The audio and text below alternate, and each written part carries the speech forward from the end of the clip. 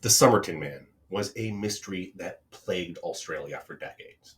On December 1st, 1948, a man was found on Somerton Beach in South Australia. He was sitting in the sand with his back resting against the seawall. It appeared as if he'd fallen asleep and never woke up. He wore an American made suit. In his pockets was a bus ticket, an unused train ticket, a Nero aluminum comb, a half a pack of juicy fruit gum, a pack of Army Club cigarettes with 6 Consitas brand cigarettes inside, a Scottish brand, and finally a quarter full pack of matches from Brant and May. There wasn't much to go on. The autopsy suggested that he may have been poisoned, and a small slip of paper was found in his pocket that said, Taman, shut. It is finished.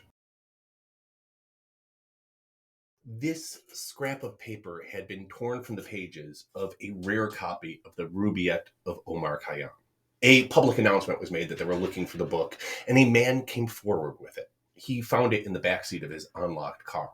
Someone had put it there.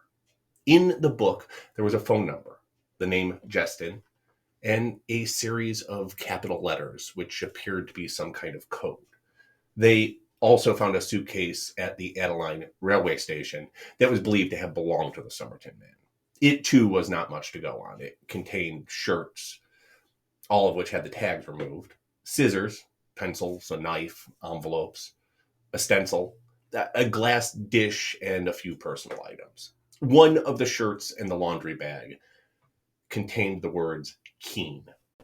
Immediately, police called the number and tracked down Justin. She insisted she didn't know who the man was. But when they showed her a mask of his face, she looked away and was so taken aback that she almost fainted. Various sources list her as Jessica Thompson, Jessica Harkness, Jessica Johnson, or Teresa Powell. She said that she had given a copy of the Rubaiyat to a man named Alfred Boxall in August of 1947 over drinks at the Clifton Garden Hotel, a year before the Somerton Man was found. She also said that she lived with her husband, Prosper Thompson. This last fact was not entirely true. Prosper was still married to another woman and wouldn't marry Jessica for another 2 years until after Prosper's divorce was finalized. A man named Kenneth Manganson claimed he recognized the Somerton Man, identifying him as Carl Thompson, his former co-worker. In June of 1949, he was found unconscious on the coast 12 miles north of Somerton. Allegedly, his wife was approached by a man who threatened her to stay away from the police, or there would be consequences. A local businessman and the mayor also received threatening phone calls. These were assumed to be pranks and weren't taken seriously.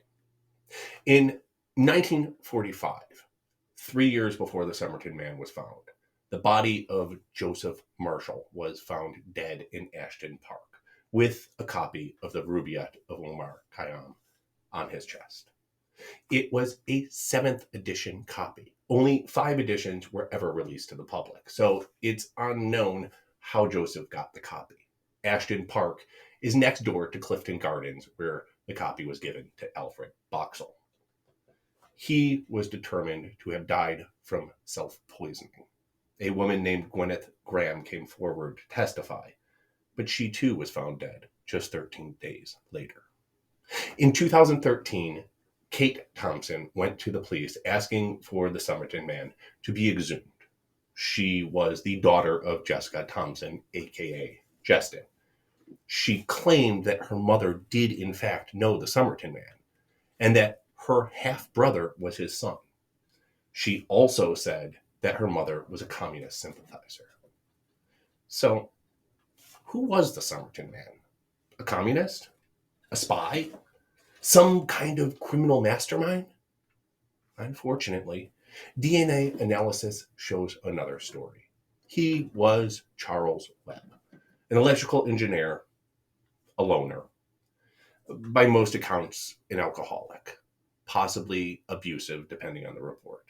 He was in South Australia looking for his ex-wife.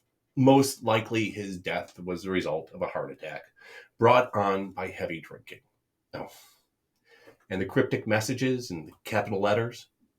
He loved betting on horses. It's a sad ending to a great mystery that would make Dan Brown proud.